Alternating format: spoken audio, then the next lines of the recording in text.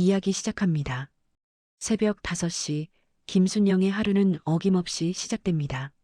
침대 옆 탁자에 놓인 낡은 알람 시계가 울리기도 전에 그녀의 눈은 저절로 떠지지요.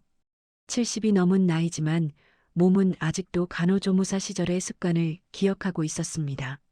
이른 출근, 환자들을 돌보던 그 시간들이 그녀의 생체 시계에 새겨져 있는 것이랍니다.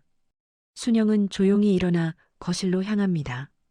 서울 근교의 작은 주택가 2층 양옥집의 베란다에는 그녀가 정성껏 키운 화분들이 줄지어 있었습니다. 제라늄, 베고니아, 그리고 이름 모를 작은 들꽃까지. 순영은 물뿌리개를 들고 하나하나 물을 줍니다. 흙의 상태를 손끝으로 확인하고 시든 잎사귀를 조심스럽게 떼어내지요. 너희들도 잘 자랐구나. 그녀는 혼잣말을 합니다. 화분에 대고 말을 거는 것이 습관이 된 지 오래였습니다. 남편이 세상을 떠난 뒤 이 집은 점점 더 조용해졌고 순영의 말벗은 이 화분들과 가끔 찾아오는 아들 가족뿐이었습니다. 부엌으로 들어간 순영은 냉장고 문을 엽니다.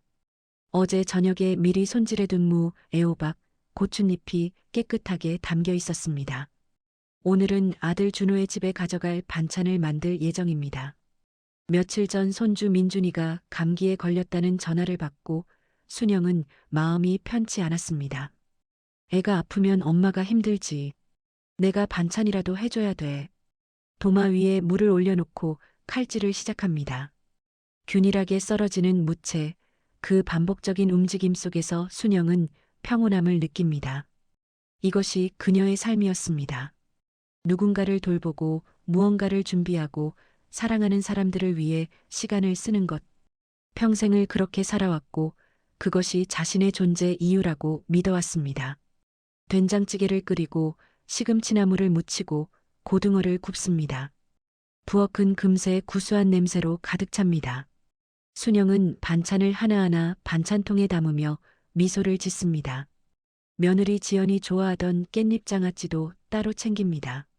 예전에 어머니, 이거 정말 맛있어요 하며 좋아하던 모습이 떠올랐습니다. 하지만 요즘 들어 지연의 목소리는 예전과 달라졌습니다. 전화 통화도 짧아졌고 대답도 형식적이었지요. 순영은 그것을 나이 탓으로 바쁜 일상 탓으로 여기려 했습니다. 아니, 어쩌면 외면하려 했는지도 모릅니다. 오전 10시 순영은 큰 에코백에 반찬통들을 정성스럽게 담습니다. 무거웠지만 괜찮았습니다. 손주를 위해서라면, 아들을 위해서라면 무엇이든 할 수 있었으니까요. 버스 안 순영은 창밖을 바라봅니다. 변해가는 동네 풍경이 눈에 들어옵니다. 예전에 있던 작은 슈퍼는 편의점으로 바뀌었고 단골 반찬 가게는 프랜차이즈 카페가 되었습니다. 세상은 빠르게 변하고 있었습니다. 그 변화 속에서 자신만 제자리에 멈춰 있는 것 같은 기분이 들었지요. 순영의 가슴 속에는 작지만 간절한 소망 하나가 자리하고 있었습니다. 며느리 지연이가 자신을 딸처럼 생각해 주는 것. 아들 준호를 낳고 키울 때 순영은 늘 생각했습니다. 언젠가 며느리를 맞으면 친딸처럼 아껴주리라고. 시집살이로 고생했던 자신의 청춘을 며느리에게만큼은 물려주지 않겠다고 다짐했었지요. 처음 지연이를 만났을 때가 떠오릅니다. 8년 전 준호가 데려온 그 똑 부러지는 젊은 여성. 대기업 마케팅팀에서 일하던 지연은 당찬 인상을 주었지만 순영은 그 눈빛 속에서 외로움을 보았습니다. 부모님이 일찍 돌아가시고 홀로 살아온 지연에게 순영은 엄마가 되어주고 싶었습니다. 처음 몇 년은 좋았습니다. 지연은 순영을 엄마라고 불렀고 주말이면 함께 시장에 가기도 했지요. 손주 민준이가 태어난 뒤에도 순영은 기꺼이 육아를 도왔습니다. 밤중 수유, 기저귀 갈기, 아이가 열이 날 때 등을 토닥이며 밤을 지새웠습니다. 어머니, 정말 감사해요. 어머니가 아니었으면 전 일도 못했을 거예요. 지연의 그 말이 순영에게는 최고의 보상이었습니다. 누군가에게 필요한 사람이 된다는 것, 그것만큼 큰 기쁨은 없었으니까요. 하지만 언제부터였을까요? 지연의 목소리에서 온기가 사라지기 시작한 것이 순영이 전화를 걸면 네, 어머니 하는 대답은 점점 더 짧아졌고 주말 방문 제안에는 일이 있어서요. 라는 핑계가 돌아왔습니다. 민준이 돌잔치 때 찍은 가족 사진을 보면 지연의 미소는 어딘가 어색해 보였지요. 순영은 이해하려 애썼습니다. 워킹맘으로 산다는 것이 얼마나 힘든지 알고 있었습니다. 회사 일과 육아를 병행하는 것, 그 고단함을 모르지 않았지요. 그래서 더 많이 도와주려 했습니다. 더 자주 반찬을 만들고 더 많이 손주를 봐주려 했습니다. 그런데 왜일까요? 자신이 더 노력할수록 며느리는 더 멀어지는 것 같았습니다. 순영은 그것을 인정하고 싶지 않았습니다. 그저 바쁜 것이겠지, 피곤한 것이겠지 하며 자신을 달랬지요. 버스에서 내린 순영은 아들네 아파트로 향합니다. 20층짜리 고층 아파트, 깨끗하고 현대적인 건물이었지만 순영은 여전히 낯설었습니다. 엘리베이터를 타고 13층까지 올라갑니다. 복도를 걷는 동안 가슴이 두근거렸습니다. 설렘인지 불안인지 구분이 되지 않았지요. 초인종을 누릅니다. 한 번, 두 번. 안에서 발소리가 들립니다. 문이 열리고 지연이 나타납니다. 평상복 차림이었지만 얼굴에는 화장기가 전혀 없었고 머리는 대충 묶여 있었습니다. 피곤해 보였지요. 어머니? 지연의 목소리에는 놀라움이 섞여 있었습니다. 반가움이 아닌 당혹스러움이었습니다. 응, 민준이가 감기 걸렸다고 해서 반찬 좀 만들어 왔어. 순영은 밝게 웃으며 에코백을 들어 보입니다. 하지만 지연은 문을 완전히 열지 않았습니다. 몸으로 안쪽을 가리듯 서 있었지요. 어머니, 미리 말씀 안 하시고 오시면 저희도 불편해요. 그 말은 날카로웠습니다. 정중하게 표현했지만 거부의 메시지는 분명했습니다. 순영의 미소가 얼어붙습니다. 아, 그래. 미안해. 나는 그냥 걱정돼서. 민준이는 괜찮아요. 병원 다녀왔고요. 어머니, 저 지금 좀 바빠서요. 뒤에서 준호의 목소리가 들립니다. 엄마, 들어오세요. 지연아, 왜 그래? 준호가 문을 활짝 열고 순영을 맞이합니다. 하지만 지연의 표정은 더 굳어져 있었습니다. 순영은 현관으로 들어서지만 발걸음이 무겁습니다. 거실 소파에 앉은 순영에게 준호가 물 한 잔을 가져다 줍니다. 민준이는 어디 있어? 낮잠 자고 있어요. 열이 내려서 이제 괜찮아요. 지연의 대답은 여전히 차갑습니다. 그녀는 부엌으로 가서 설거지를 시작합니다. 순영이 가져온 반찬통들을 보지도 않았지요. 순영은 어떻게 해야 할지 몰랐습니다. 이야기를 꺼내야 하나 아니면 조용히 있어야 하나. 준호가 중재하듯 말합니다. 엄마 고마워요. 요즘 지연이가 회사 프로젝트 때문에 스트레스가 좀 있어서. 아니야, 괜찮아. 내가 미리 연락했어야 했는데. 순영은 일어섭니다. 더 이상 이곳에 있으면 안 될 것 같았습니다. 공기가 무거웠고 자신의 존재가 환영받지 못한다는 것을 느꼈지요. 그럼 나갈게. 반찬은 냉장고에 넣어두고. 엄마, 벌써요? 식사라도 하고 가세요. 아니야, 집에 일이 있어서. 순영은 서둘러 신발을 신습니다. 지연은 여전히 부엌에서 등을 돌린 채 설거지를 하고 있었습니다. 인사조차 하지 않았지요. 문을 나서는 순영의 뒤에서 준호가 작게 말합니다. 엄마, 미안해요. 엘리베이터를 기다리는 동안 순영의 눈에 눈물이 맺힙니다. 참으려 했지만 참을 수 없었습니다. 내가 뭘 잘못한 걸까? 손주가 아파서 반찬을 가져온 것이 죄인가? 평생 이렇게 살아왔는데 왜 이제 와서 이런 대접을 받아야 하나? 아파트를 나와 버스 정류장으로 향하는 순영의 발걸음은 올 때보다 훨씬 무거웠습니다. 손에는 에코백이 비어 있었지만 가슴속에는 설명할 수 없는 무게가 눌러오고 있었지요. 집으로 돌아온 순영은 소파에 주저앉습니다. 텔레비전을 켜지만 무슨 프로그램이 나오는지 보이지 않았습니다. 머릿속에서는 지연의 차가운 표정만 맴돕니다. 미리 말씀 안 하시고 오시면 저희도 불편해요. 그 말이 계속 귓가에 맴돌았습니다. 불편하다니. 시어머니가 찾아오는 것이 불편하다니. 순영은 자신의 친정 어머니를 떠올립니다. 돌아가신 어머니는 늘 예고 없이 찾아오셨고 순영은 그것을 당연하게 여겼지요. 가족이란 그런 것 아닌가요? 언제든 와도 환영받고 서로 의지하는 것. 하지만 세상은 변했습니다. 요즘 젊은 세대는 다릅니다. 순영도 텔레비전 뉴스에서 들었습니다. 요즘은 부모님도 미리 약속을 잡고 만난다고, 갑작스러운 방문은 프라이버시 침해라고, 그런 말들이 순영에게는 낯설고 이해되지 않았습니다. 며칠이 흘렀습니다. 순영은 아들에게 전화하지 않았습니다. 평소 같으면 이틀에 한 번은 전화해서 잘 지내는지 물었을 텐데 이번에는 참았습니다. 먼저 연락하면 또 부담스러워할까봐 두려웠지요. 화분에 물을 주고 집안을 청소하고 텔레비전을 보는 일상이 반복됩니다. 하지만 마음 한구석은 계속 무너져 내리고 있었습니다. 손주 얼굴이 보고 싶었지만 감히 찾아갈 수 없었습니다. 내가 가면 또 불편해할 텐데. 내가 만든 반찬도 맛있게 먹었을까? 혹시 버린 건 아닐까? 밤마다 잠이 오지 않았습니다. 천장을 바라보며 순영은 자신의 인생을 돌아봅니다. 23세 결혼해서 아들을 낳고 남편의 뒷바라지를 하며 살았습니다. 간호조무사로 일하면서도 집안일을 소홀히 한 적이 없었지요.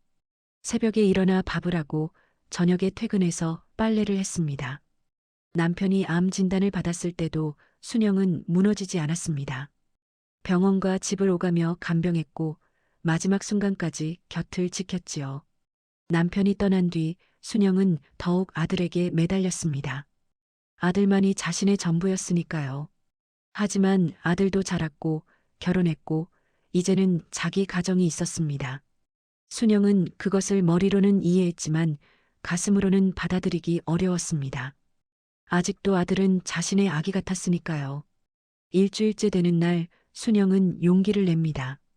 휴대폰을 들고 한참을 망설이다가 지연에게 문자를 보냅니다. 지연아, 지난번에는 미안했다. 앞으로는 미리 연락하고 갈게. 민준이 많이 나았니? 걱정된다. 답장은 1시간 뒤에 왔습니다. 어머니, 괜찮아요. 민준이는 다 나았습니다. 저도 제 생활이 있어요. 이해해 주세요. 짧은 문장이었지만 그 안에 담긴 의미는 무거웠습니다. 제 생활이 있다는 말. 그것은 어머니 없이도 괜찮다는 뜻으로 들렸습니다. 순영은 휴대폰을 내려놓고 한숨을 쉽니다. 이제야 깨달았습니다. 세상이 변한 것이 아니라 자신만 그대로였다는 것을, 자신이 당연하게 여겼던 헌신과 희생이 이제는 간섭이 되어버렸다는 것을. 그날 밤 순영은 오랜만에 앨범을 꺼냅니다. 오래된 사진첩, 노란빛으로 바랜 사진들 사이에서 젊은 날의 자신을 발견합니다. 20살 무렵 간호조무사 학원에 다니던 시절의 사진. 친구들과 함께 웃고 있는 모습이었습니다. 그때는 꿈이 있었습니다. 간호사가 되고 싶었고 사람들을 돕고 싶었지요. 하지만 결혼 후 모든 것이 바뀌었습니다. 가정이 우선이 되었고 자신의 꿈은 뒤로 밀려났습니다. 그것이 당연한 줄 알았습니다. 모든 엄마가 그렇게 사는 줄 알았지요. 하지만 지연은 달랐습니다. 지연은 결혼 후에도 자신의 커리어를 포기하지 않았습니다. 육아휴직을 최소한으로 줄이고 복직했고 승진도 했지요. 순영은 처음에 그것을 대견하게 생각했습니다. 자신이 이루지 못한 것을 며느리가 이루는 것 같아서 자랑스러웠습니다. 그런데 언제부턴가 그 자랑스러움이 섭섭함으로 바뀌었습니다. 지연이 일을 우선시할 때마다, 민준이를 보육원에 맡길 때마다 순영은 속으로 생각했습니다. 엄마라면 아이를 위해 조금 희생해야 하는 거 아닐까? 하지만 그 생각을 입 밖에 낸 적은 없었습니다. 말하면 싸움이 될 것 같았으니까요. 순영은 앨범을 덮고 결심합니다. 변해야겠다고. 어떻게 변해야 할지는 몰랐지만 지금처럼 살 수는 없었습니다. 이대로 가다가는 아들 가족을 완전히 잃을 것 같았지요. 다음 날 아침 순영은 동네 도서관에 갑니다. 평생 책을 많이 읽지 않았지만 요즘 어떤 책들이 있는지 궁금했습니다.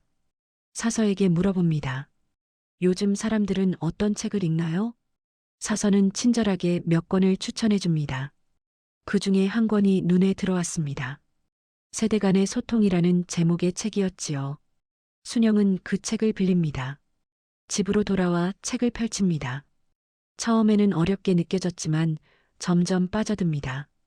책에는 요즘 젊은 세대의 가치관에 대한 설명이 있었습니다. 워라밸 일과 삶의 균형, 개인주의, 경계 존중 같은 단어들이 나왔지요. 특히 한 문장이 순영의 마음에 와닿았습니다. 사랑한다는 이유로 타인의 경계를 침범하는 것은 폭력이 될 수 있습니다. 순영은 책을 덮고 생각에 잠깁니다. 자신은 사랑한다고 생각했지만 지연에게는 침범으로 느껴졌을지도 모른다는 생각이 들었습니다. 예고 없이 찾아가는 것, 자꾸 반찬을 만들어 보내는 것, 육아에 대해 조언하는 것. 그 모든 것이 순영에게는 사랑의 표현이었지만 지연에게는 짐이었을 수도 있었습니다. 머리가 복잡해집니다. 그렇다면 어떻게 해야 하나? 아무것도 하지 않으면 무슨 의미가 있나? 손주를 보고 싶은 마음, 아들 가족을 돌보고 싶은 마음을 어떻게 억눌러야 하나? 순영은 몇 주 동안 아들네 집에 가지 않습니다. 전화도 최소한으로 줄입니다. 대신 도서관에서 책을 읽고 동네를 산책하며 시간을 보냅니다. 외로웠지만 견뎌냅니다. 이것도 지연을 위한 배려라고 스스로를 다독였지요. 그러던 어느 날 순영의 휴대폰이 울립니다. 지연이었습니다. 전화가 아니라 문자였지요. 어머니, 내일 시간 되시면 잠깐 만날 수 있을까요? 이야기 나누고 싶은 게 있어요. 순영의 가슴이 두근거립니다. 무슨 이야기일까? 혹시 나쁜 소식은 아닐까? 밤새 잠을 이루지 못합니다. 약속 장소는 아파트 근처의 작은 카페였습니다. 순영은 일찍 도착해서 창가 자리에 앉습니다. 손이 떨려서 물잔을 제대로 잡기도 어려웠지요. 지연이 들어옵니다. 평일 오후였지만 회사복이 아닌 편한 옷차림이었습니다. 반차를 낸 것 같았습니다. 지연은 순영 맞은편에 앉으며 작게 미소를 짓습니다. 하지만 그 미소도 어딘가 쓸쓸해 보였지요. 어머니, 와주셔서 감사해요. 아니야. 무슨 일이니? 잠시 침묵이 흐릅니다. 지연은 커피잔을 두 손으로 감싸쥐고 시선을 내립니다. 어머니께 사과하고 싶어서요. 지난번에 너무 심하게 대한 것 같아요. 순영은 놀랍니다. 사과를 예상하지 못했지요. 아니야, 내가 미리 연락 안 하고 간 게 잘못이었어. 아니에요. 그게 아니라. 지연이 고개를 듭니다. 눈시울이 붉어져 있었습니다. 사실 요즘 너무 힘들어요. 회사에서는 승진 압박이 있고 집에서는 민준이 육아가 있고 준우는 도와주려고 하지만 그것도 충분하지 않고요.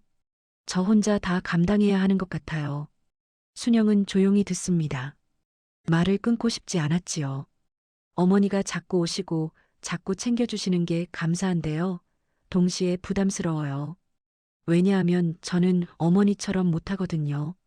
어머니는 평생 그렇게 희생하시며 사셨잖아요. 근데 전 그렇게 못 살아요. 저도 제 일이 있고 제 삶이 있고 저만의 시간이 필요해요. 지연의 목소리가 떨립니다.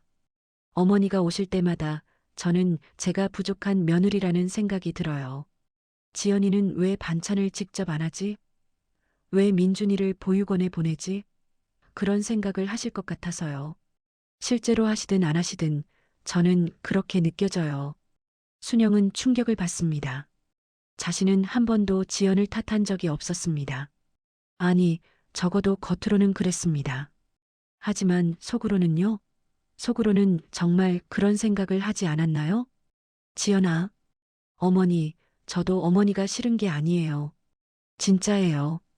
그냥 숨 쉴 공간이 필요해요. 예고 없이 누가 오면 그게 누구든 저는 숨이 막혀요. 집은 제가 쉬는 곳인데 항상 긴장해야 하거든요. 지연이 눈물을 닦습니다. 어머니는 좋은 분이에요. 정말로요. 근데 좋은 마음도 때로는 사람을 힘들게 할 수 있어요. 이해해 주세요. 순영은 아무 말도 할 수 없었습니다. 목이 메어왔고 눈에서 눈물이 흘러내렸습니다. 지연의 손이 테이블 너머로 뻗어져 왔습니다. 순영의 손을 감싸쥐었지요. 어머니, 울지 마세요. 제가 어머니를 사랑하는 건 변함없어요. 그냥 조금만 천천히 가요. 우리 천천히 가면 안 될까요? 순영은 고개를 끄덕입니다. 말이 나오지 않았습니다. 지연이 티슈를 건네고 순영은 눈물을 닦습니다. 한참 뒤 순영이 입을 엽니다. 나도 몰랐어. 내가 그렇게 느끼는 줄. 미안하다. 어머니 잘못이 아니에요. 제가 진작 말을 했어야 했는데 그러지 못했어요. 착한 며느리처럼 보이고 싶었거든요. 둘은 한참 동안 서로의 손을 잡고 앉아 있습니다. 카페 안은 조용했고 창밖으로는 가을 햇살이 비치고 있었지요. 집으로 돌아온 순영은 소파에 앉아 멍하니 벽을 바라봅니다. 지연과의 대화가 머릿속에서 맴돕니다. 그녀의 말 한마디 한마디가 가슴에 박힙니다. 좋은 마음도 때로는 사람을 힘들게 할 수 있어요. 순영은 평생을 헌신하며 살았습니다. 그것이 사랑이라고 믿었지요.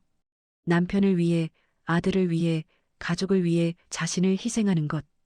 그것이 어머니의 도리이고, 아내의 도리이고, 시어머니의 도리라고 배웠습니다. 친정어머니도 그렇게 사셨습니다. 시어머니도 그렇게 사셨지요. 여자는 그렇게 사는 것이 당연하다고 여겨졌던 시대. 순영은 그 가르침을 충실히 따랐습니다. 하지만 지금 그 모든 것이 흔들립니다.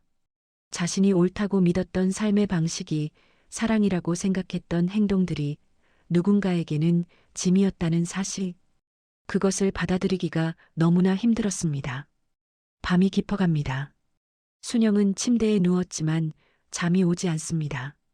천장을 바라보며 과거를 되짚어봅니다. 결혼 초기 시어머니는 순영에게 엄격했습니다. 며느리는 이래야 한다, 저래야 한다 하며 끊임없이 가르쳤지요. 순영은 반발하고 싶었지만 참았습니다. 그것이 효도라고 생각했으니까요. 시어머니가 돌아가시기 전 마지막으로 한 말이 떠오릅니다. 순영아, 넌 착한 며느리였어. 앞으로도 그렇게 살 거라. 그 말을 순영은 축복으로 받아들였습니다. 자신의 희생이 인정받았다고 생각했지요.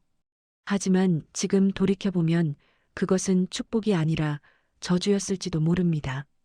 그렇게 살아라라는 명령, 자신을 희생하며 살라는 굴레. 순영은 지연에게 그 굴레를 물려주고 싶지 않았습니다. 정말로 그랬습니다. 하지만 무의식 중에 자신도 모르게 같은 방식을 강요하고 있었던 건 아닐까요?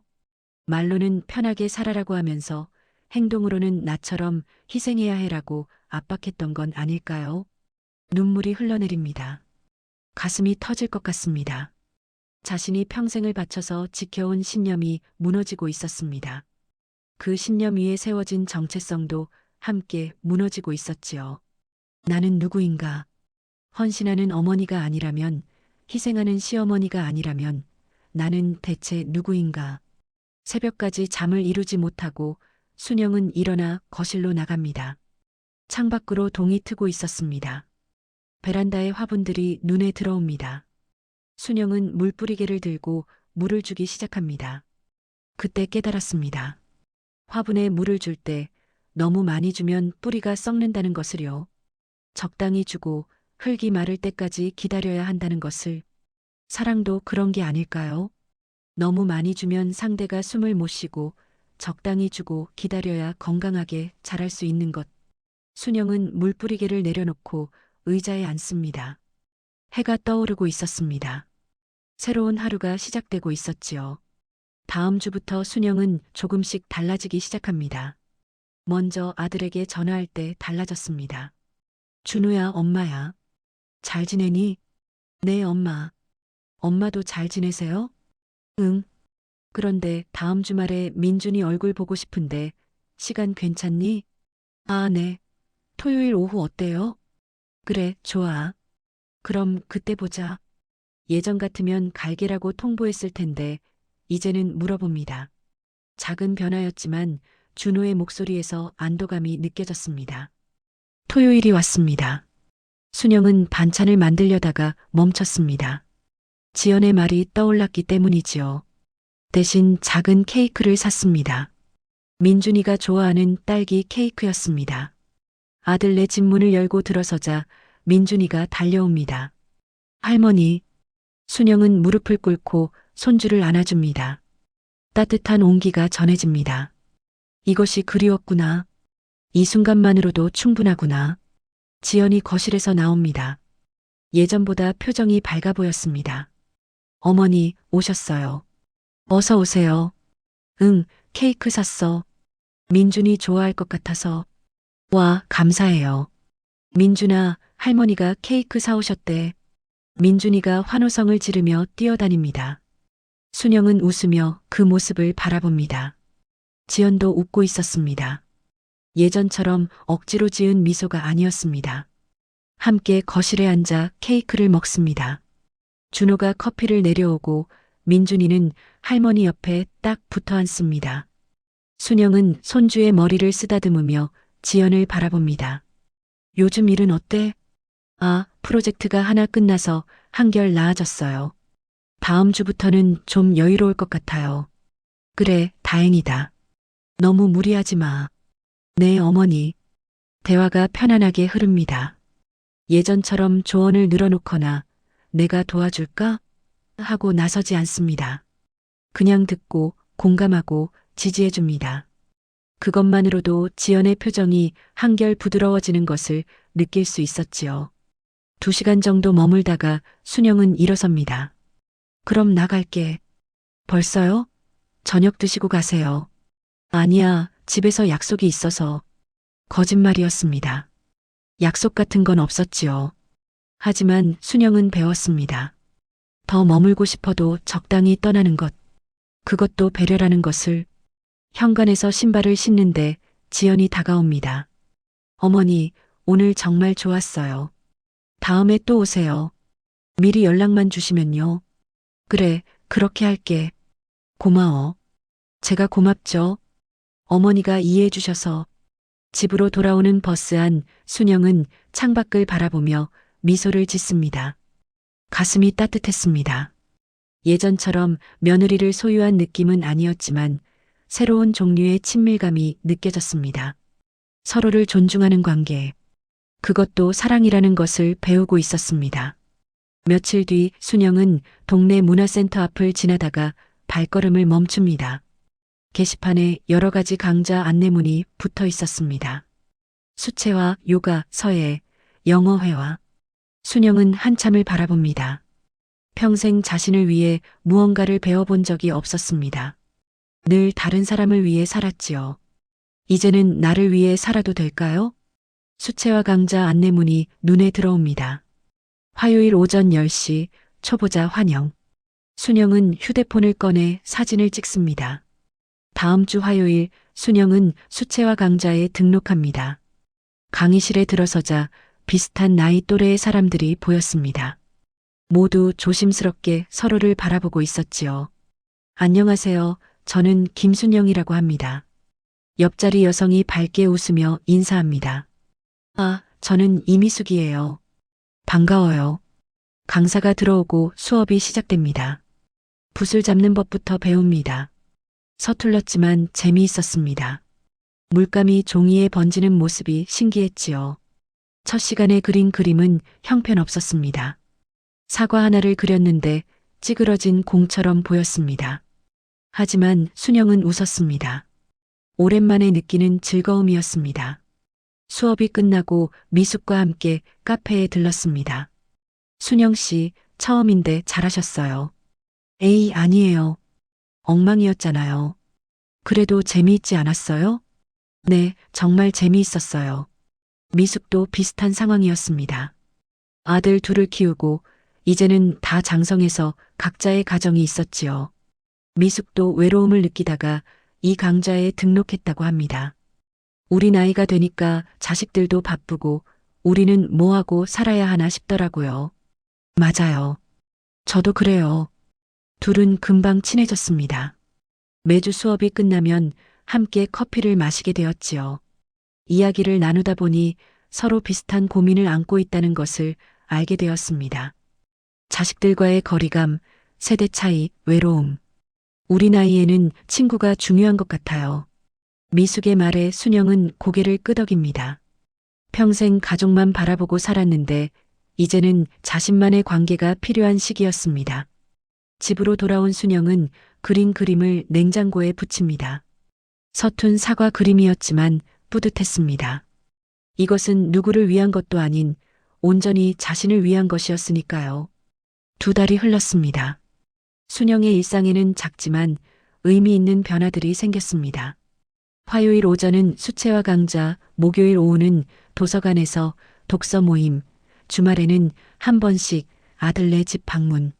아들네 집을 방문할 때도 달라졌습니다. 항상 미리 연락하고 2~3시간만 머물다 떠났습니다. 반찬도 가끔씩만 만들어갔고 대신 손주와 놀아주거나 지연과 차를 마시며 이야기를 나눴지요. 어느 토요일 오후 순영은 민준이와 근처 공원에 갔습니다. 지연이 피곤해 보여서 내가 데리고 나갈게 했더니 고마워하며 보냈습니다. 공원 벤치에 앉아 민준이가 노는 모습을 바라봅니다. 그네를 타고 미끄럼틀을 타는 손주의 모습. 순영은 스마트폰으로 사진을 찍습니다. 예전에는 카카오톡도 서툴렀는데 요즘은 제법 익숙해졌지요. 민준이가 달려옵니다. 할머니, 같이 놀아요. 그래, 할머니가 밀어줄게. 그네를 밀어주며 순영은 생각합니다. 이것으로 충분하구나. 매일 볼 수 없어도 손주의 모든 순간을 함께할 수 없어도 이렇게 가끔 만나서 행복한 시간을 보내는 것. 그것으로 충분하구나. 집으로 돌아가는 길 민준이가 손을 잡고 말합니다. 할머니, 오늘 재미있었어요. 할머니도 재미있었어. 다음에 또 와요. 그럼 다음에도 또 오지. 아들네 집 현관에서 지연이 맞아줍니다. 얼굴이 한결 편안해 보였습니다. 어머니, 고마워요. 덕분에 좀 쉬었어요. 괜찮아. 나도 민준이랑 노니까 좋더라. 어머니, 안 들어오세요? 아니야, 나 미숙 씨랑 저녁 약속이 있어서. 아, 그 수채화 강좌에서 만난 분이요? 응, 그분. 다행이다. 어머니도 친구 생기셔서. 지연이 진심으로 기뻐하는 것 같았습니다.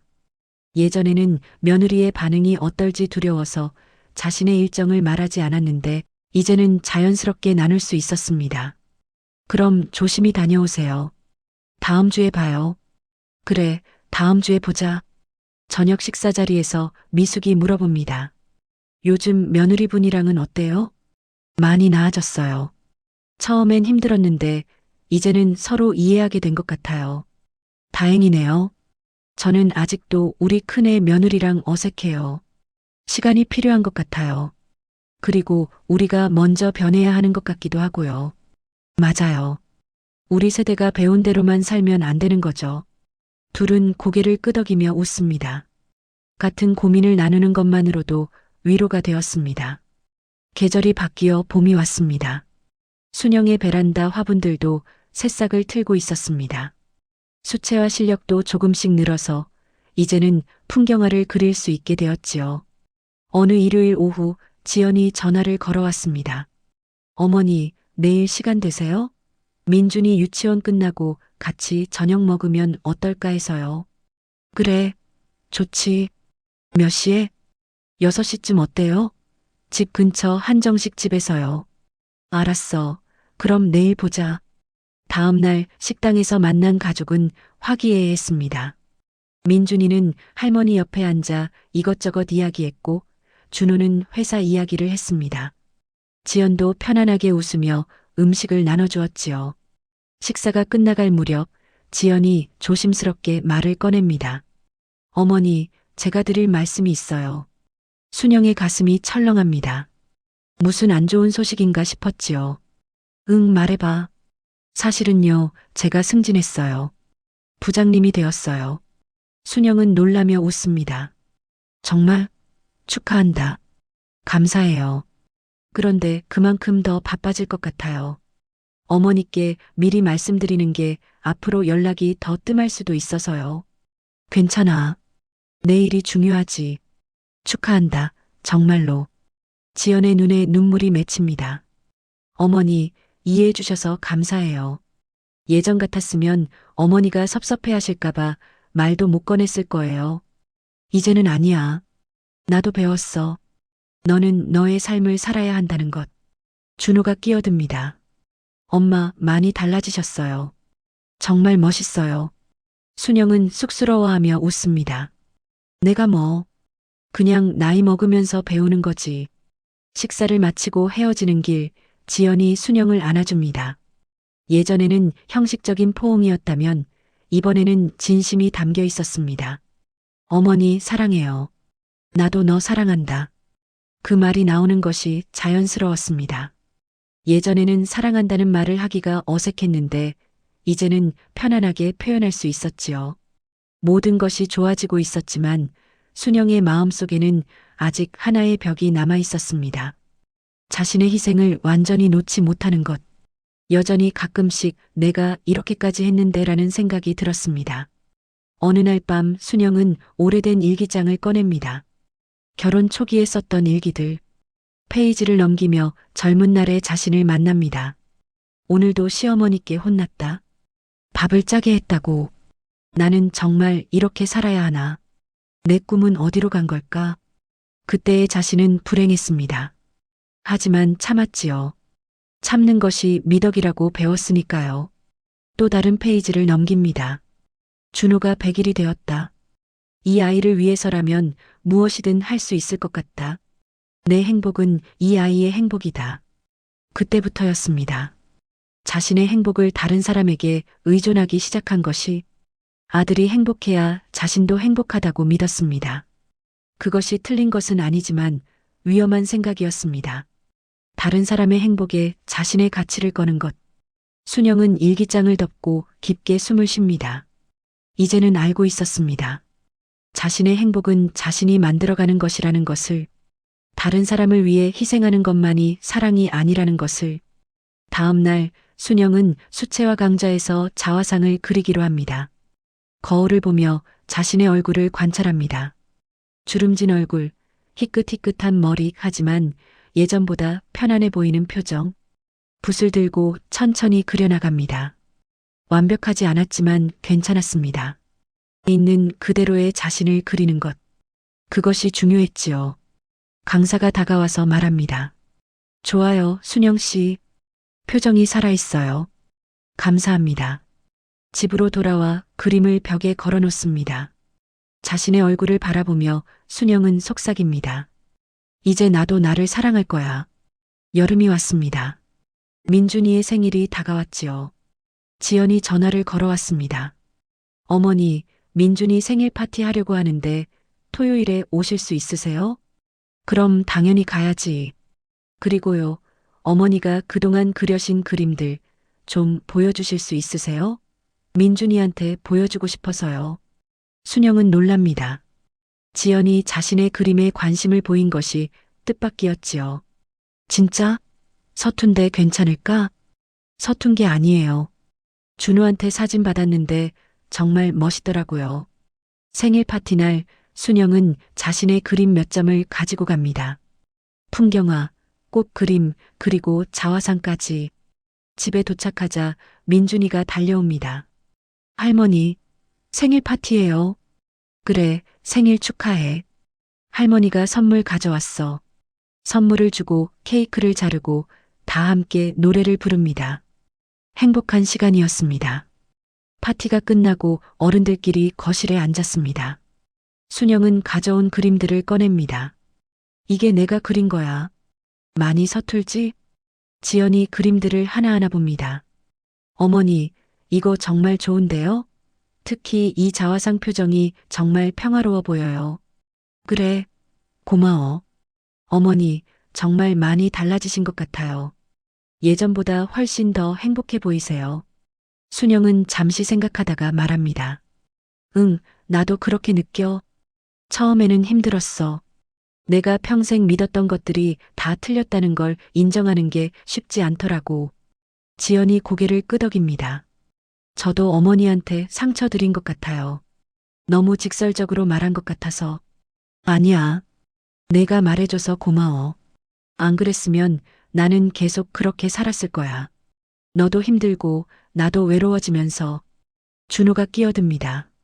엄마도 지연이도 둘 다 잘하신 거예요. 서로를 위해 노력한 거잖아요. 순영은 며느리의 손을 잡습니다. 지연아, 나 한 가지 말하고 싶은 게 있어. 미안해. 내가 너무 내 방식만 고집했어. 너는 너대로 잘하고 있었는데 내가 인정 안 해준 것 같아. 지연의 눈에 눈물이 맺힙니다. 어머니, 저도 미안해요. 좀 더 일찍 말씀드렸어야 했는데. 아니야, 다 때가 있는 법이야. 지금이라도 우리 이렇게 이해하게 된 게 감사한 일이지. 둘은 한참 동안 손을 잡고 있습니다. 말이 필요 없었습니다. 서로의 온기가 모든 것을 말해주고 있었지요. 가을이 다시 왔습니다. 순영이 지연과 첫 만남을 가진 지 1년이 흘렀습니다. 그 카페에서의 대화가 모든 것을 바꿔놓았지요. 순영의 일상은 이제 완전히 달라졌습니다. 월요일에는 동네 봉사활동, 화요일에는 수채화 강좌, 수요일에는 친구들과 산책, 목요일에는 독서 모임, 금요일에는 집에서 쉬고, 주말에는 가끔 아들네 집을 방문합니다. 무엇보다 달라진 것은 순영의 표정이었습니다. 거울을 볼 때마다 자신의 얼굴이 예전보다 밝아졌다는 것을 느낍니다. 주름은 더 깊어졌지만 눈빛은 더 맑아졌지요. 어느 토요일 아침 지연에게서 문자가 왔습니다. 어머니, 오늘 저녁에 우리 집에서 같이 저녁 먹어요. 제가 직접 요리할게요. 순영은 웃으며 답장을 보냅니다. 그래, 고마워. 내가 디저트 사갈게. 저녁 시간 순영은 과일 케이크를 들고 아들네 집을 찾습니다. 문을 열고 들어서자 부엌에서 좋은 냄새가 납니다. 지연이 앞치마를 두르고 요리를 하고 있었지요. 어머니, 오셨어요? 곧 다 됐어요. 지연이가 요리하는 거 처음 보는 것 같네. 맞아요. 사실 저 요리 잘 못하거든요. 근데 오늘은 특별히 도전해봤어요. 준호가 웃으며 끼어듭니다. 엄마, 지연이가 유튜브 보면서 1시간 동안 연습했어요. 조용히 해요. 다들 웃습니다. 식탁에 둘러앉아 저녁을 먹습니다. 지연이 만든 스테이크와 샐러드, 그리고 파스타. 완벽하진 않았지만 정성이 느껴졌습니다. 맛있다. 지연이가 이런 솜씨가 있었네. 정말요? 다행이다. 어머니 입맛에 맞을까 걱정했어요. 민준이가 할머니 옆으로 다가옵니다. 할머니, 저 다음 주에 발표회 있어요. 올 거예요? 그럼 당연히 가야지. 무슨 발표회인데? 음악 발표회요.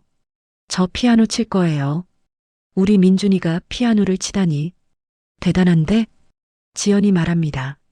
어머니, 발표회 날 준호는 출장이라서 못 가는데 어머니랑 같이 가도 될까요? 순영은 가슴이 뭉클해집니다. 지연이 이렇게 먼저 함께 하자고 제안한 것이 감격스러웠지요. 그럼 좋지. 우리 둘이 가자. 감사해요, 어머니. 발표회 날 순영과 지연은 나란히 앉아 민준이의 연주를 듣습니다. 서툰 연주였지만 두 사람 모두 눈물을 글썽입니다. 공연이 끝나고 민준이가 달려왔을 때 순영과 지연은 동시에 아이를 안아줍니다. 잘했어, 민준아. 우리 민준이 최고였어. 돌아오는 길 카페에 들른 두 사람은 조용히 차를 마십니다. 어머니, 오늘 같이 와주셔서 정말 좋았어요. 나도 좋았어. 이렇게 너랑 둘이 시간 보내는 것도 좋구나. 어머니, 제가 하나 고백할 게 있어요. 순영은 지연을 바라봅니다. 처음에는 솔직히 어머니가 부담스러웠어요. 너무 많이 주시려고 하셔서. 근데 이제는 어머니가 정말로 제 엄마 같아요. 제 친엄마가 살아계셨다면 어머니처럼 이해해 주셨을 것 같아요. 순영의 눈에서 눈물이 흐릅니다. 고마워. 그 말 들으니까 정말 기쁘다. 어머니도 많이 달라지셨지만 저도 달라진 것 같아요. 예전에는 자꾸 비교하고 부족하다고 느꼈는데 이제는 있는 그대로 괜찮다는 걸 알겠어요. 맞아. 우리 모두 있는 그대로 괜찮은 거야. 두 사람은 웃으며 차를 마십니다. 창밖으로 가을 해가 지고 있었습니다. 겨울이 찾아왔습니다. 올해의 마지막 수채화 강좌 날 순영은 한 해 동안 그린 그림들을 모두 가져갑니다. 전시회를 하기로 했기 때문이지요. 문화센터 작은 전시실에 수강생들의 그림이 걸립니다. 순영의 그림도 5점이 전시되었습니다. 풍경화, 꽃 그림, 그리고 자화상. 개막식 날 순영은 가족들을 초대합니다. 준호, 지연, 민준이, 그리고 미숙 씨와 다른 친구들까지 모였지요. 할머니 그림 멋있어요. 민준이가 소리칩니다. 지연이 그림들을 하나하나 감상하며 말합니다. 어머니, 이거 정말 대단해요. 1년 만에 이렇게까지 그리시다니. 별거 아니야. 그냥 재미로 한 거지. 하지만 순영의 얼굴에는 자부심이 어려 있었습니다. 무언가를 이뤘다는 것, 자신을 위해 시간을 썼다는 것이 뿌듯했습니다. 전시를 보고 난 뒤 모두 함께 저녁을 먹으러 갑니다. 식사 중에 준호가 말합니다. 엄마, 이번 크리스마스에 우리 집에서 파티할 건데 엄마도 오세요. 그리고 미숙 이모님도 초대해도 될까요? 미숙 씨를요? 네, 엄마 친구분이시잖아요. 같이 계시면 좋을 것 같아서요. 순영은 감동받습니다. 아들이 자신의 친구까지 배려해준다는 것이 고마웠지요. 그럴까? 미숙 씨가 좋아하실 것 같은데. 크리스마스 날 아들네 집은 따뜻한 분위기로 가득합니다. 트리가 반짝이고 테이블에는 음식이 차려져 있었지요. 순영과 미숙, 준호와 지연, 그리고 민준이까지 모두 모였습니다. 저녁을 먹고 선물을 교환합니다. 순영은 각자에게 작은 그림을 선물합니다. 민준이에게는 동물 그림, 준호에게는 어린 시절 사진을 보고 그린 초상화, 지연에게는 꽃 그림. 지연이 그림을 받고 눈물을 글썽입니다. 어머니, 이거 제가 좋아하는 장미잖아요. 어떻게 아셨어요? 너 집에 왔을 때 거실에 장미 사진 있더라. 그래서 그려봤지. 너무 예쁘다. 평생 간직할게요.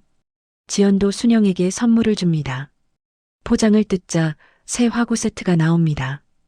고급 수채화 물감과 붓들이었지요. 어머니, 더 좋은 그림 그리시라고요. 이게 얼마짜린데 너무 비싼 거 아니야? 아니에요.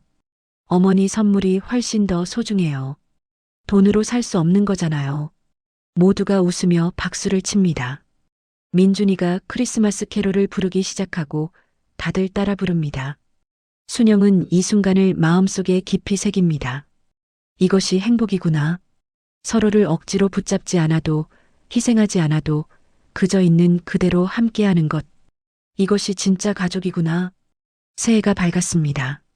순영은 새해 첫날 일기를 씁니다. 오래간만에 쓰는 일기였지요. 새해 첫날입니다. 작년 이맘때와 비교하면 저는 완전히 다른 사람이 되었습니다. 더 이상 누군가의 희생으로 존재하는 사람이 아닙니다. 저는 김순영이라는 한 사람으로 제 삶을 살아가고 있습니다. 며느리 지연이와의 관계도 많이 좋아졌습니다. 서로를 있는 그대로 받아들이게 되었지요. 제가 원하는 대로 지연이를 바꾸려 하지 않고 지연이도 저를 이해하려고 노력합니다. 무엇보다 제 자신을 사랑하는 법을 배웠습니다. 70이 넘어서야 배운 것이지만 늦지 않았다고 생각합니다. 남은 인생, 저는 저를 위해 살겠습니다. 물론 가족을 사랑하지만 그것이 제 전부는 아닙니다. 일기를 쓰고 나니 마음이 한결 가벼워집니다. 창밖으로 눈이 내리고 있었습니다. 순영은 외투를 입고 밖으로 나갑니다. 동네 공원을 걷습니다. 새하얀 눈이 쌓여 있었지요. 발자국을 남기며 걷는 것이 즐거웠습니다. 벤치에 앉아 주변을 둘러봅니다. 아이들이 눈사람을 만들고 연인들이 손을 잡고 걷고 노부부가 천천히 산책하고 있었습니다. 순영은 미소를 짓습니다. 모두가 각자의 방식으로 행복을 만들어가고 있었습니다. 자신도 그 중 하나였지요. 휴대폰이 울립니다. 지연의 문자였습니다. 어머니, 새해 복 많이 받으세요. 오늘 점심 같이 드실래요? 제가 맛있는 곳 예약했어요. 순영은 답장을 보냅니다. 그래, 좋아. 몇 시에 어디서 만날까? 12시에 집 앞에서 만나요. 제가 모시러 갈게요. 순영은 휴대폰을 주머니에 넣고 다시 걷기 시작합니다. 며느리가 자신을 모시러 온다는 것, 함께 점심을 먹자고 먼저 제안한 것, 이 작은 것들이 얼마나 소중한지 이제는 알고 있었습니다. 점심시간 지연의 차를 타고 식당으로 향합니다. 차 안에서 지연이 말합니다. 어머니, 올해 제 목표가 뭔지 아세요? 뭔데? 워라밸이요. 일도 중요하지만 가족과 보내는 시간도 더 늘리려고요. 좋은 결심이네. 어머니 보면서 배웠어요. 일만 하다가는 나중에 후회할 것 같아서요. 넌 잘하고 있어. 걱정 마. 그리고요, 어머니. 저 올해 한 달에 한 번씩은 어머니랑 둘이서만 만나고 싶어요. 그냥 우리 둘이요. 순영은 깜짝 놀랍니다. 정말? 네. 어머니랑 좀 더 친해지고 싶어요. 진짜 엄마 딸처럼요. 순영의 눈에 눈물이 맺힙니다. 이것이 자신이 그토록 바라던 것이었습니다. 하지만 강요해서 얻을 수 없는 것이었지요. 놓아줬을 때 오히려 더 가까워질 수 있었습니다. 그래, 그렇게 하자. 고마워, 지연아. 제가 더 감사하죠. 식당에서 두 사람은 오랜 시간 이야기를 나눕니다. 지연의 회사 이야기, 민준이의 학교 이야기, 그리고 순영의 수채화 이야기. 시간 가는 줄 모르고 대화가 이어집니다. 어머니, 다음 달에 어머니 그림 전시회 또 있으면 꼭 가고 싶어요. 아직 확정은 안 됐는데 봄에 한 번 더 할 것 같아. 그때 꼭 갈게요. 민준이랑 준호도 데리고요. 그래, 좋아. 집으로 돌아오는 길, 순영은 창밖을 바라보며 생각합니다. 인생은 참 신기하다고. 모든 것을 놓았을 때 오히려 더 많은 것을 얻게 되다니. 2월 어느 날 순영은 마지막 그림 한 점을 완성합니다. 제목은 우리 가족이었습니다. 준호, 지연, 민준이, 그리고 자신까지 4명이 함께 웃고 있는 그림. 하지만 예전의 가족 사진과는 달랐습니다. 각자가 적당한 거리를 두고 서 있었지요. 너무 가깝지도 너무 멀지도 않은 거리. 각자의 공간을 존중하면서도 함께 있는 모습. 그림을 완성하고 보니 뿌듯했습니다. 이것이 우리의 모습이구나. 서로를 존중하고 각자의 삶을 살면서도 필요할 때는 함께하는 가족. 다음 주 수채화 전시회에서 이 그림을 전시하기로 합니다.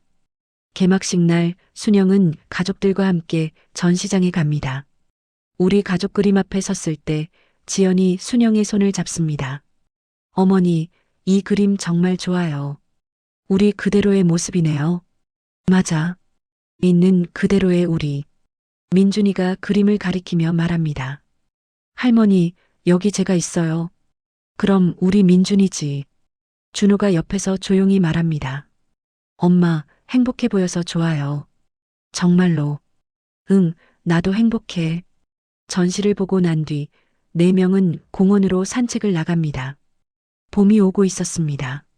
나무에 새싹이 돋아나고 꽃망울이 맺히고 있었지요. 벤치에 앉아 쉬는데 민준이가 물어봅니다. 할머니, 행복이 뭐예요? 순영은 잠시 생각하다가 대답합니다. 행복은 말이야, 누군가를 사랑하는 건데 그 사람을 내 것으로 만들려고 하지 않는 거야. 그냥 그 사람이 행복하길 바라고 나도 내 행복을 찾는 거지. 잘 모르겠어요. 괜찮아. 나중에 크면 알게 될 거야. 지연이 순영을 바라보며 미소 짓습니다. 어머니, 그 말씀 정말 좋네요. 응, 나도 이제야 알았어. 늦었지만 늦지 않았어요. 지금이 딱 맞는 때예요. 4사람은 한참 동안 공원 벤치에 앉아 있습니다. 말이 없어도 편안했습니다. 서로의 존재만으로 충분했지요. 3월 어느 날 순영은 지연에게 편지를 씁니다. 오랜만에 쓰는 손편지였습니다. 사랑하는 지연에게 이 편지를 쓰는 것이 조금 쑥스럽지만 꼭 하고 싶은 말이 있어서 펜을 들었습니다. 지난 1년을 돌아보니 당신이 나에게 준 선물이 얼마나 큰지 알겠더군요. 당신은 나에게 진실을 말해주었습니다. 나를 사랑하기 때문에 솔직하게 말해준 것이지요. 그것이 얼마나 큰 용기였는지 이제는 알겠습니다. 처음에는 상처받았습니다. 내가 평생 믿어온 것들이 틀렸다는 것을 받아들이기 힘들었지요. 하지만 그 덕분에 나는 변할 수 있었습니다. 더 나은 사람이 되었고 더 행복해졌습니다. 당신도 힘들었을 거예요. 시어머니에게 그런 말을 하기가 얼마나 어려웠겠습니까? 하지만 당신은 용기를 냈고 우리 관계는 더욱 단단해졌습니다. 이제 나는 당신을 진정으로 내 딸처럼 사랑합니다. 예전에는 내 것으로 만들려고 했다면 지금은 있는 그대로 사랑합니다. 당신의 커리어를 응원하고 당신의 선택을 존중합니다. 앞으로도 우리 천천히 가요. 서두르지 않고 각자의 속도로. 그렇게 가다 보면 우리는 평생 좋은 관계를 유지할 수 있을 것입니다. 사랑합니다, 내 딸. 어머니 올림. 편지를 봉투에 넣고 우표를 붙입니다. 요즘 세상에 누가 편지를 보내냐고 할 수도 있지만 순영은 손편지의 의미를 알고 있었습니다. 정성과 진심이 담겨 있다는 것을. 며칠 뒤 지연에게서 전화가 왔습니다. 울먹이는 목소리였지요. 어머니 편지 받았어요. 그래, 괜찮았니? 괜찮은 정도가 아니에요. 평생 간직할 거예요. 진짜로요. 과하게 표현한 건 아닌지 모르겠네. 아니에요. 딱 맞아요. 어머니, 저도 어머니를 사랑해요. 진심으로요. 나도 사랑한다. 전화를 끊고 순영은 창밖을 바라봅니다. 봄볕이 따스하게 들어오고 있었습니다. 베란다의 화분들도 새싹을 틔우고 있었지요. 모든 것이 새롭게 시작되고 있었습니다. 순영의 인생도 새로운 계절을 맞이하고 있었습니다. 여름이 무르익어 갑니다. 순영은 이제 완전히 자신의 삶을 살고 있었습니다.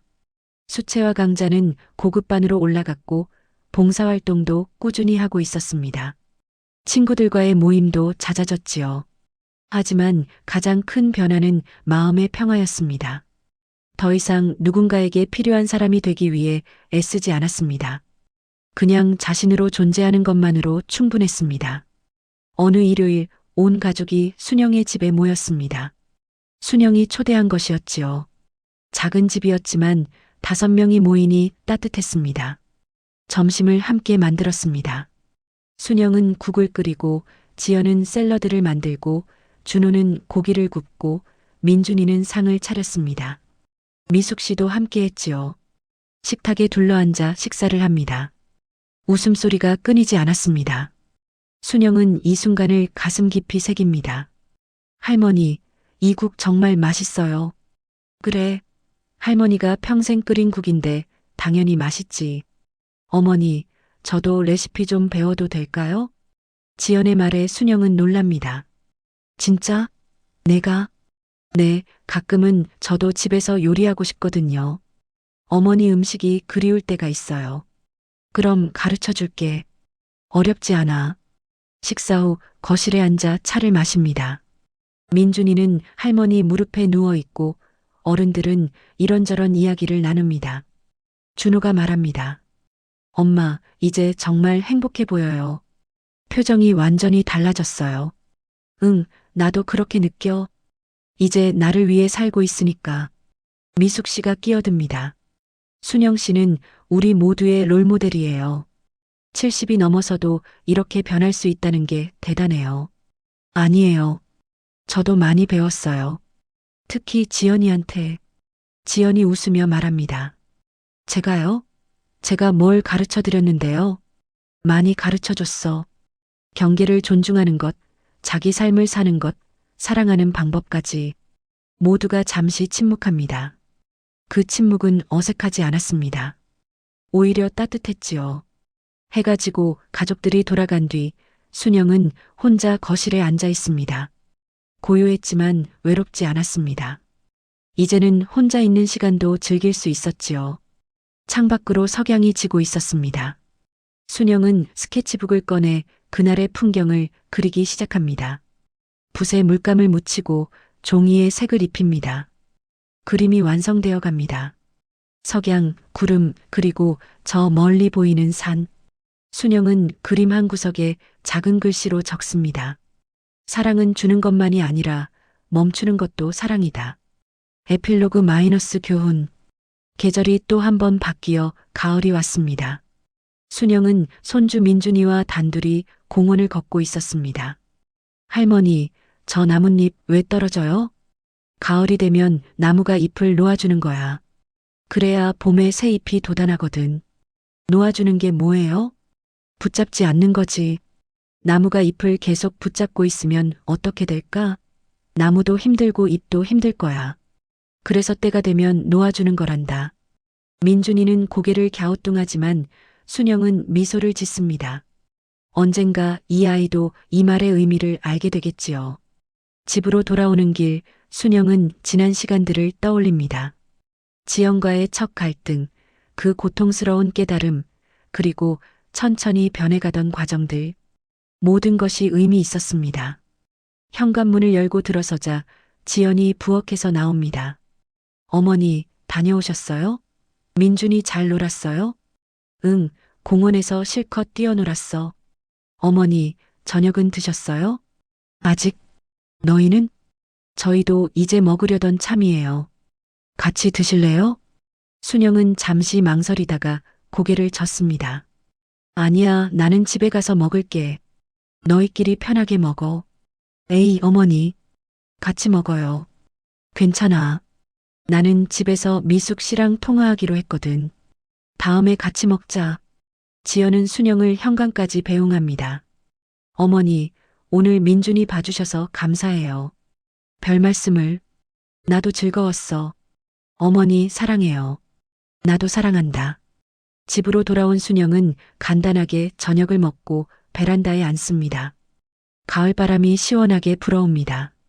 화분의 꽃들도 바람에 흔들리고 있었지요. 순영은 스케치북을 펼치고 오늘의 일기를 그림으로 그립니다.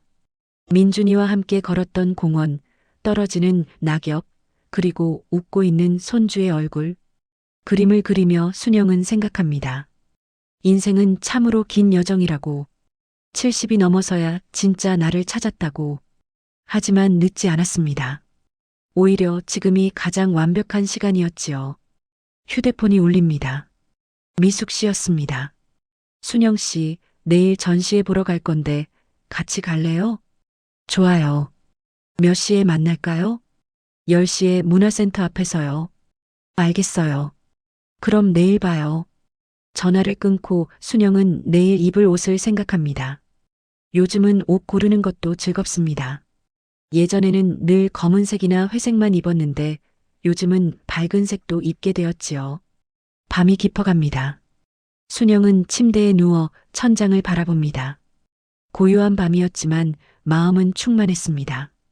이제는 알고 있었습니다. 사랑이란 상대를 내 것으로 만드는 것이 아니라 상대가 자신의 길을 갈 수 있도록 놓아주는 것이라는 것을, 그리고 그렇게 놓아줄 때 오히려 더 깊은 유대가 생긴다는 것을, 희생한다고 해서 사랑받는 것이 아니라 자신을 사랑할 때 비로소 다른 사람도 진정으로 사랑할 수 있다는 것을, 경계를 존중하는 것이 거리를 두는 것이 아니라 오히려 더 가까워지는 방법이라는 것을. 순영은 눈을 감습니다. 내일은 또 새로운 하루가 시작될 것입니다. 수채화 강좌도 있고 친구들과의 약속도 있고 저녁에는 지연이와 전화통화도 하기로 했지요. 평범하지만 의미 있는 하루들. 잠들기 전 순영은 마지막으로 중얼거립니다. 고마워. 모든 것에 감사해. 가을 햇살이 순영의 집 창문을 통해 들어옵니다. 베란다의 화분들은 여전히 아름답게 피어 있었습니다. 각자의 색깔로, 각자의 속도로 자신의 시간을 살아가고 있었지요. 순영은 물뿌리개를 들고 화분들에게 물을 줍니다. 너무 많지도 너무 적지도 않게 딱 필요한 만큼만. 그리고 기다립니다. 꽃들이 스스로 자라날 때까지. 이것이 순영이 배운 사랑의 방식이었습니다. 주는 것도 사랑이지만 때로는 멈추는 것도 사랑이라는 것. 가까이 있는 것도 좋지만 적당한 거리를 두는 것도 필요하다는 것. 희생하는 것보다 자신을 먼저 사랑하는 것이 더 건강한 관계를 만든다는 것. 순영의 여정은 여전히 계속됩니다. 하지만 이제 그녀는 혼자가 아닙니다. 자신을 사랑하는 법을 알고 다른 사람을 올바르게 사랑하는 법도 알게 되었으니까요. 그리고 무엇보다 인생의 어느 순간에도 변화는 가능하다는 것을 증명했습니다. 70이든 80이든 자신을 돌아보고 성장할 수 있다는 것을. 교훈. 진정한 사랑은 상대를 소유하거나 변화시키려는 것이 아닙니다. 상대를 있는 그대로 받아들이고 그 사람이 자신의 길을 걸을 수 있도록 존중하는 것입니다. 희생과 헌신이 사랑의 전부라고 믿었던 순영은 오랜 시간이 지나서야 깨달았습니다. 자신을 먼저 사랑하지 못하면 다른 사람도 제대로 사랑할 수 없다는 것을. 자신의 행복을 포기한 채 다른 사람을 위해 사는 것은 사랑이 아니라 집착이 될 수 있다는 것을. 경계를 존중한다는 것은 사랑하지 않는다는 의미가 아닙니다. 오히려 더 깊은 사랑입니다. 상대의 공간을 인정하고 그 사람의 선택을 지지하며 필요할 때 함께하고 필요하지 않을 때는 물러나는 지혜. 그것이 성숙한 사랑의 모습입니다. 세대가 다르고 가치관이 다르더라도 서로를 이해하려는 노력과 대화로 관계는 회복될 수 있습니다. 중요한 것은 자신이 옳다고 믿는 방식을 강요하지 않고 상대의 삶의 방식을 존중하는 것입니다. 그리고 기억하십시오. 변화는 언제나 가능합니다. 나이가 많다고 오랫동안 같은 방식으로 살아왔다고 해서 변할 수 없는 것은 아닙니다. 깨달음의 순간이 왔을 때 용기 있게 받아들이고 한 걸음씩 변화해 나간다면 우리는 더 나은 사람이 될 수 있습니다. 사랑은 매달리는 것이 아니라 놓아주는 것입니다. 사랑은 희생을 강요하는 것이 아니라 서로의 행복을 응원하는 것입니다. 사랑은 함께 있어야만 하는 것이 아니라 떨어져 있어도 서로를 신뢰하는 것입니다. 순영의 이야기가 우리에게 말해줍니다. 진정한 사랑은 붙잡는 것이 아니라 놓아주는 것이며 주는 것만이 아니라 멈출 줄도 아는 것입니다. 그리고 무엇보다 자신을 먼저 사랑할 때 비로소 다른 사람도 진심으로 사랑할 수 있습니다. 오늘 이야기는 여기서 마치겠습니다. 감사합니다.